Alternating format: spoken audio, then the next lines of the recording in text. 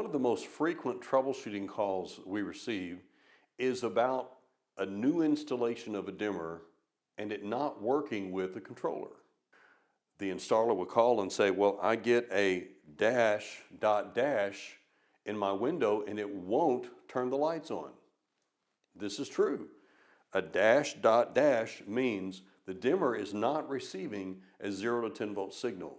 You say, well, we've checked the controller and we know we've got it programmed. It's sending 5 volts, so it should say 5 here in the dimmer. But it doesn't. There's a problem that's pretty simple to fix. Many of the controllers, and we're not sure why, have their light card polarity backwards. Probably 10, 12, maybe 15%.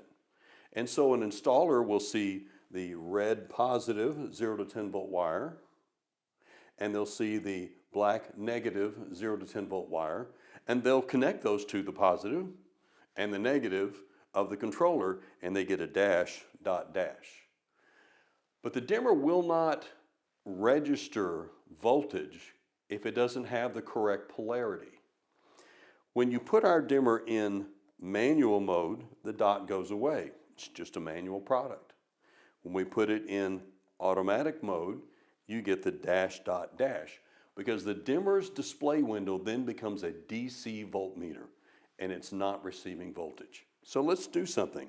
If you have a DC voltmeter, you can check the voltage coming out of the controller. Make sure you're actually receiving 5 volts. But let's say you don't have that. Well, you can get one of these little rectangle, I call them transistor radio batteries because I'm from the 60s.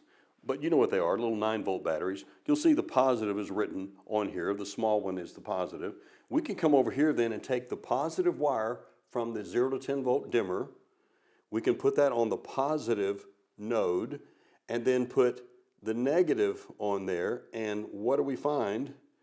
We find 9.7 watts because it's a brand new battery. It's got a little more than 9 watts. This shows you that the dimmer is registering 0 to 10 volts. So what you need to do is look at the polarity. More than likely, the polarity of your controller is backwards. Take your little red, little black wires that you had correctly installed to the red and black, flip them, and you should see your problem is solved. 90% of the time, that will fix your problem. If you have any more questions, please find us at poultrylighting.com or precisionlightingsystems.com.